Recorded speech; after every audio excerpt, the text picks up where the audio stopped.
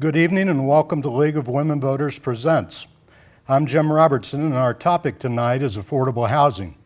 My guests are Phil Steinhaus, the CEO of the Columbia Housing Authority, and Ian Thomas, 4th Ward City Councilman from the City of Columbia. Both have a really abiding interest in affordable housing. And gentlemen, I'd like to start off our discussion by defining for our viewers what exactly is affordable housing. Well, I'll jump in. I'm not an expert on housing, so I'll let Phil take that role. But as I understand it, affordable housing has a number of different definitions, but they generally involve housing that that only costs some percentage, typically 30 or 35% of a person on low incomes, family income. And if the housing cost for that person goes above that, they're considered to be cost burdened, and that creates considerable financial insecurity for that family. So 35% is kind of the benchmark? I think that's right. 35% of your mortgage and utility cost for someone who's a homeowner, 30% for someone who's renting. Their rent and utility costs should not exceed 30% of their income, where they are rent burdened or house burdened. Yeah. Oh, go ahead. So, I mean, the way to look at it is look at what income levels are in a given city like Columbia, and then calculate that 30 or 35%, which is the maximum you really want people having to pay for their housing, and see if there is rental or owner-occupied housing available at that price. And I think one of the things that we're finding more and more in Columbia and all over the country is that housing in those price ranges is barely available at all. Right, and one of the things to keep in mind too is when we're talking affordable housing, if we're talking about very low income people, then we're talking people at or below 60% of the median family income, and generally people at or below 30% of the median family income. So there's not a lot of housing options out there for people that are at or below 60% of the median income, and there are not a lot of incentives to contractors and builders to actually build housing to meet that market. Generally rental housing, but it could be home ownership, but it has to be in the lower income scale. If for home ownership, you might be talking $100,000, $110,000, $120,000 homes for home ownership. With regards to rents, then people at below 60% median family income might be able to afford some of the market rents, but generally they cannot afford the full market rent and need some form of subsidy, which is what low-income housing tax credits do. However, with public housing or with the Section 8 program, that's actually sliding scale subsidy, so people pay based on their ability to pay. So if you can only afford to pay $100 a month, that's all you pay. And so that's a real critical need in our community, is because when people are making minimum wage, they really can't afford to rent on the market. Right. Phil, you just talked about a lot of different concepts there. Right. And I'm going to try to clarify a bit here. So 60% of the median family income, and that varies from place to place in the United States. Approximately what would that be in Boone County or Columbia?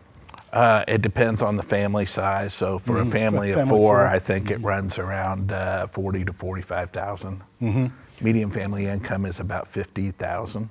58,000, I think it is. And that's probably a two-parents working in a household. Right. And two children. Right. And so if I'm understanding you, a family of four on a $45,000, $50,000 income could afford $100,000, $125,000. Would that? Possibly, depending with some of the home ownership assistance programs that are out there. If you were a first-time home buyer, et cetera, you might get some down payment assistance, et cetera. So getting their credit fixed too is a big issue for a lot of folks. So if they're just coming up and they have gotten employed to where they do have that type of income to buy their first home, we see a lot of folks that struggle with low credit scores and not being able to get a conventional loan. And just in the past few years, that's gotten worse, I'm sure. Right, exactly. Because that tightened up after the secondary mortgage crisis, when they were kind of making the money more freely available and people got in over their heads. Sure. The people you work with at the Columbia Housing Authority are generally below the 60%. They're all technically below 80%, but most of them are below 30% of the median family income.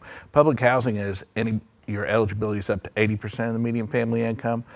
the Section 8 Housing Choice Voucher Program is at or below 60% of the median family income. And HUD designed it that way is because after public housing, they wanted to expand housing opportunities, but not concentrate people in poverty. And so that's why they skewed the numbers down on the Section 8 program to kind of put lower income people more dispersed out into the community. But most of our folks on either one of programs, like 90% of the folks, are at or below 30% median family income. Average household income is $10,000 a year. I'm interested, Phil, in whether you feel that HUD's attempt to disperse low-income housing throughout the community with the Section 8 program is effective or not, because it seems it does still concentrate lower-income housing in other areas. Right, it gives people more choice and more mobility, but that was kind of the second iteration of federal policy. So first you had public housing and urban renewal, but it concentrated people in one area.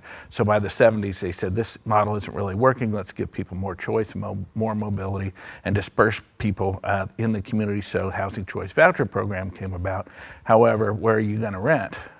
A lot of the places that you rent are the lower older homes, not as energy efficient, et cetera. And so were some issues there. So the low-income housing tax credit program came in and said, we want you to build energy efficient, well-constructed homes, and they also look at where you're going to place those properties. And so there's a big debate going on right now about where those low-income housing tax credit properties can actually be built, because they want to have them built in areas of lower poverty, not areas of high concentrations of poverty. And I think there's good evidence that if you can create neighborhoods with a range of income socioeconomic levels within them, then everybody does well, and you have essentially a social equity solution. What can I know the City of Columbia is interested in affordable housing and has some initiatives on the books and some planned, I believe. What can the city do to promote affordable housing? Well, we do provide federal funding assistance through homeowner assistance programs, and actually purchasing, building a few houses each year. But one policy initiative that several of us on the council are very interested in is called inclusionary housing or inclusionary zoning. And a number of communities and entire states and counties around the country implement a policy like this, which requires a developer building more than some minimum number of houses, typically more than 40 or 50 units, living units, to make a certain percentage of them, and it might be anywhere between 10 and 20%, affordable, either for home ownership or for rent. And that would be single family and It could be multifamily as well, yeah. That achieves the goal of mixing income levels within single apartment buildings or neighborhoods. One example of that is Boulder, Colorado, and they've had that program since 2000. They have, through that program, built, I believe, about 4,000 affordably priced homes and created substantially fewer but still a significant number of affordable rental units.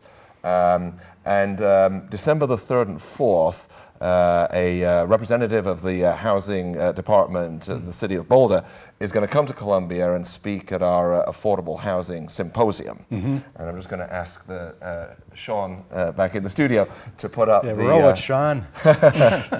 So the link should be up there for information about the affordable housing symposium. Oh, good. And that's open to the public? It's open to the public, but you do have to pre-register. And it starts at noon on December the 3rd and there's an afternoon session, an evening session, which will be of more interest to the broader community, and then a following morning kind of strategic planning session, more for stakeholders. But it's open to the public, but you do have to register. And if I register, what can I expect to learn at this symposium? Well, as I mentioned, we'll have a presentation from the City of Boulder about their inclusionary housing policy and how that's worked. And it's not been a perfect panacea by any means. There are some challenges, and she will talk about those.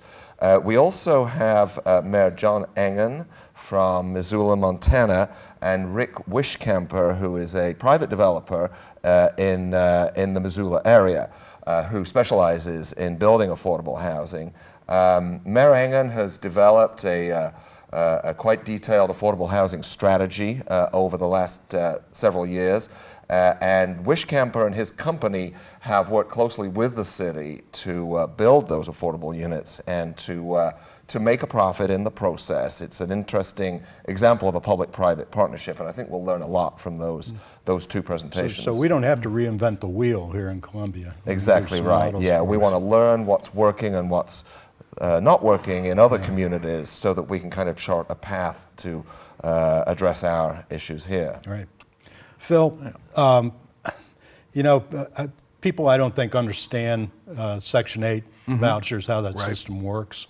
Can you give us an idea of how many Section 8 recipients there are in Boone County or Columbia, your service area? We have 1,172 Section 8 Housing Choice vouchers. And I always like to remind people it's actually the Housing Choice Voucher Program. It's just under Section 8 in the code. So Section 8 is kind of like the slang for it, but everybody calls it Section 8. So we have 1,172. Right now we've got about 950 leased up, only because the federal government has not provided us enough funding to lease up the rest of them. There's certainly a need. In June, we opened the waiting list for 1 week, and we took 1,200 applications.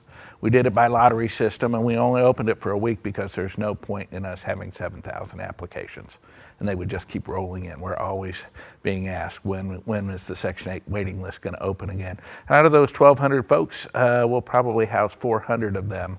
And it'll take us over 2 years to work through that. So we probably won't open the waiting list for another 2 years. So if you needed housing now, you can't wait 2 years for it. Right. So it's tough. So the folks who are on that waiting list, are they pre-screened for Section 8 They submit a eligibility? pre-application.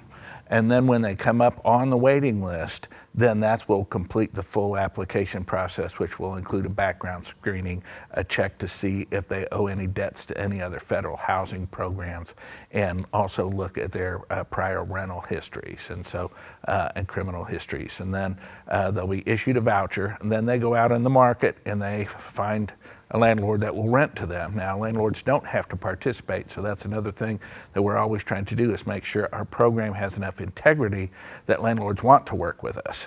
And so we also encourage them to screen tenants too. And so once they find a landlord who will participate, the rent has to be within a HUD established fair market rent. So easiest way to explain that is it will allow you to rent decent housing out in the community, but we're not going to rent the penthouse and Trump Towers to you. So there's a limit on how much rent we'll pay, and so that's examined every year through a survey that HUD conducts for Boone County metropolitan statistical area. And so once they find a landlord that'll rent to them, they come back and we complete the lease-up process, and then we calculate their share of the rent, which includes a small utility allowance, and so they pay 30% of their adjusted income to rent to the landlord, and we pay the balance in a housing assistance payment to the landlord. And so that's basically how it works. So that subsidy changes with income. That's right. So if they're working and say maybe they lose their job, they come tell us, and we'll lower their rent based on their income.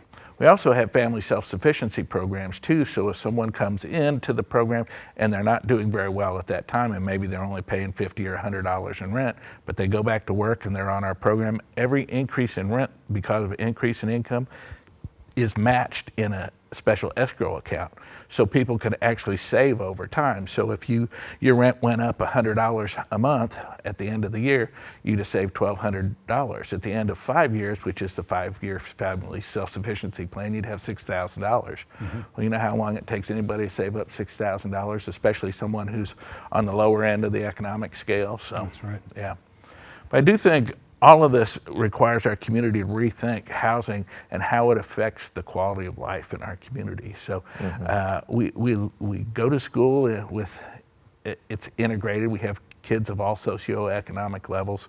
We work with people of all socioeconomic levels, but then we go back to our homes divided very socioeconomically.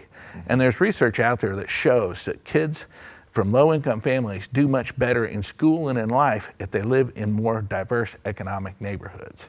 And so we appreciate diversity in so many other ways. Can we figure out some way where we can have like transitional zones or something like that so we get a less economically divided community in our housing stock?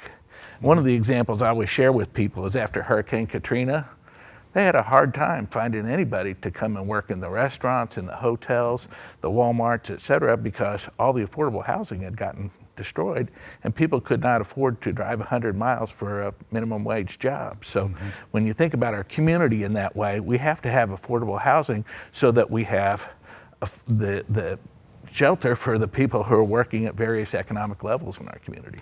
And just kind of picking up on that point, Phil, the city's new strategic plan for 2016 through 2019 explicitly calls for programs and policies and funding priorities that emphasize social equity and creating opportunities to thrive for everybody in our community and valuing people who serve in restaurants or work at gas stations or janitors in schools and so on, as much as everybody else, and creating a community in which everyone can do well. And obviously housing is a critical part of that, because if you're housing insecure, you really can't manage other aspects of your life very well. And another critical piece is transportation.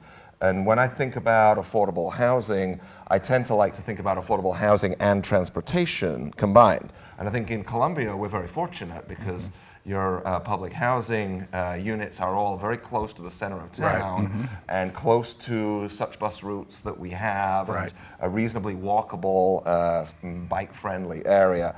But in a lot of cities, the affordable housing is so far out that people's transportation costs become a big burden, even if the housing costs are reasonable. And that is true for, I think, a lot of our Section 8 housing that is kind of out at the margins. And so another initiative under our social equity focus is to really improve our public transportation system in Columbia over the next few years. And that's been an ongoing struggle for years and years. And I know you're waiting for a consultant's report on how to improve that. We're really waiting for the consultant to start. We're just about to sign the contract. At the end, they'll have a report, I hope. The firm is Olson and Associates. I'm very excited for this project to start. They'll be in town for about a year. They'll study our existing transport system. They'll do a lot of public and stakeholder community input sessions to hear what people want from a public transport session. They'll educate our community about what really good public transportation systems look like. And I had the opportunity to see that just a couple of weeks ago on the Chamber of Commerce trip to Gainesville, Florida, which has an excellent system with a very good collaboration between the University of Florida and the city of Gainesville. But at the end of all that, yes, Olson Associates will write a report and recommendations and a long-range plan tailored for our community, bringing in best practices from elsewhere to address affordable transportation. Well, I don't want to stray too far, but I think that goes hand in hand with affordable housing. They really do. So, Phil, you've been a long time involved in housing, rental housing, the whole Boone tenants, and, way back when. Yeah, you're right. Yeah, and that's something that we haven't talked too much about, except for the Section 8 piece of it, the rental housing. How does the student population in Columbia affect rental prices? Well, it drives the prices up, and of course, closer you get to campus, the more you pay and the less you get. Or in some case, some of the new stuff, the lot more you pay, the lot more you get, you know. But it really depends on the student population. If the housing market gets ahead of the curve, then that's good for us because it takes the pressure off the rest of the rental market for other low-income folks who can then rent out there in the community. But if there's a shortage of student houses, then the students drive up the price in the regular rental market, so to speak. So, how would you characterize the market right now? Right now, I think we're kind of at a median point. We had a shortage a couple of years ago. Some of these new student housing complexes that have been built out on Grindstone and downtown have actually relieved that burden. So there was a time when things were really overbuilt, like up there on Derby Ridge, et cetera, where it really helped out with people's housing choices and drove some of the prices down, or at least kept them from escalating quite so much. So one of the things to really think about with regards to affordable housing is, how do we meet the need? So are we going to build more? And if we're going to build more, who's going to build it? So are we going to somehow incentivize developers through inclusionary zoning or other things where it becomes profitable, or at least marginally profitable for them to try to do that? The other way is preserve what we have already.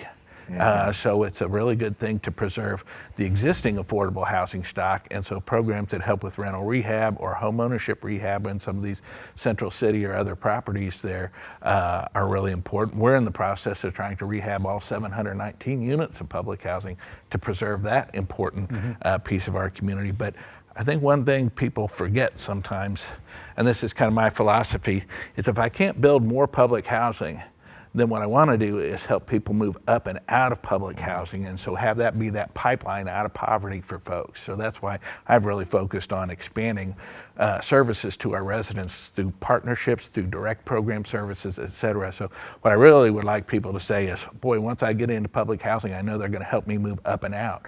Then I don't have to build affordable housing for them because they can afford it on the market because they're doing well, and that's good for the whole community.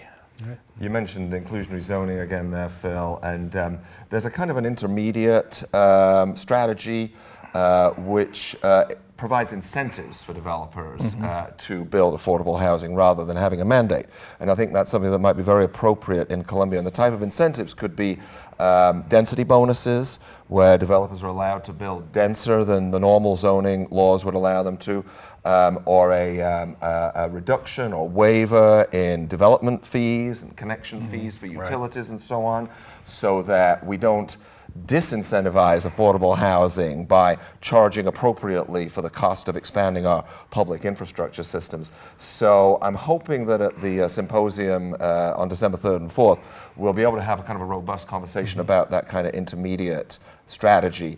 And that'll probably take place on the Friday morning in the more strategic planning portion of the symposium. You know, we talked earlier about the zoning revamp. There's some pretty major zoning changes coming down the pipe. Will they incentivize more dense housing, more affordable housing? Well, Jim, I just received my copy, and it's this you haven't thick, memorized it yet? And I have looked at earlier drafts, but I am trying to work my way through it, and I actually have a call with that consultant, Clarion, next week.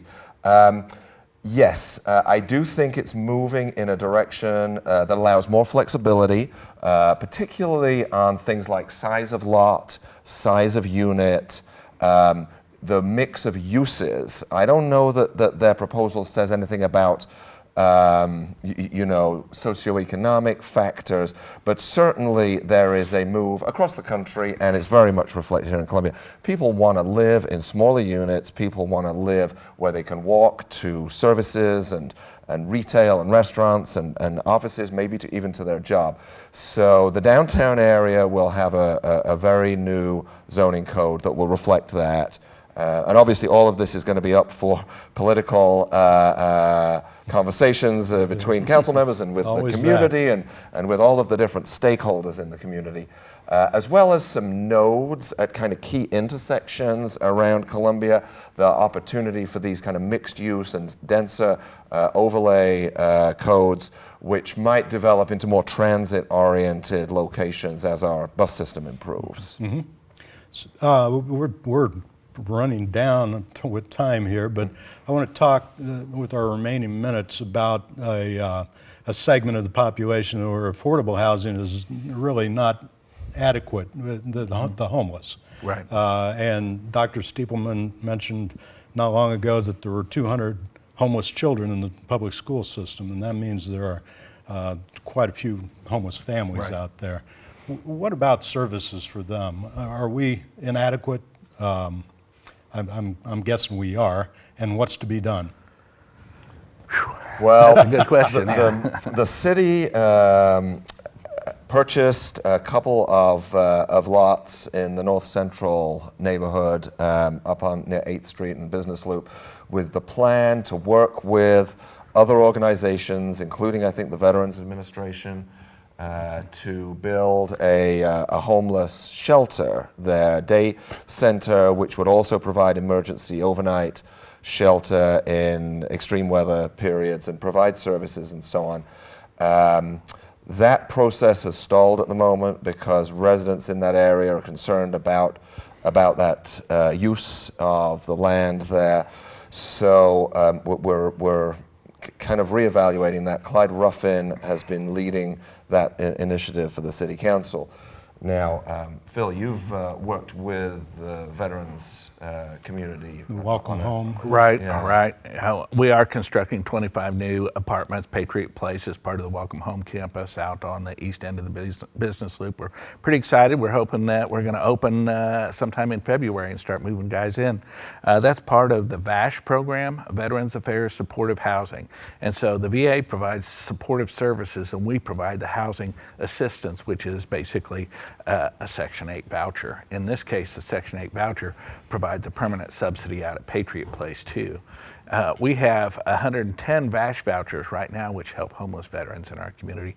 We have 65 Shelter Plus Care vouchers, and those are vouchers for homeless persons with disabilities who then, the agencies we partner with provide supportive services. So we have New Horizons, Burrell Behavioral Health, Phoenix programs, those types of agencies here in town who then can bring clients that they interact with off the street and get them into housing and then provide the support that they need to help them remain stable in housing. Now, one of the things that we're able to do is once that person gets stabilized enough that that agency thinks they can back down on the level of support services they need, we can transition that person onto a regular Section 8 voucher, thus freeing up one of the Shelter Plus Care or VASH vouchers. So for the VASH program, since 2008, we've helped over 200 veterans. And while we have about 95 veterans on the program now, so we moved a number of folks up and out. So that's another way to do it, but it's a huge mental health issue for a lot of folks because the chronic homeless have oftentimes... Well, I'm going to have to, we could go on. Right, we could. And I do appreciate both of you being here and the work that you're doing on behalf of affordable housing. And don't forget the symposium, the Affordable Housing Symposium, December 3rd and 4th. Correct. At City Hall. You can pre-register, and if you're interested, I urge you to go. And if I may just mention that that's co-sponsored by a number of banks, the Central Missouri Development Council, Columbia Housing Authority, the city, the school district, and a couple of other organizations. All great organizations. So with that, I'm going to have to say good night. Thank you again. Thank you for joining us. Good night. Thank you.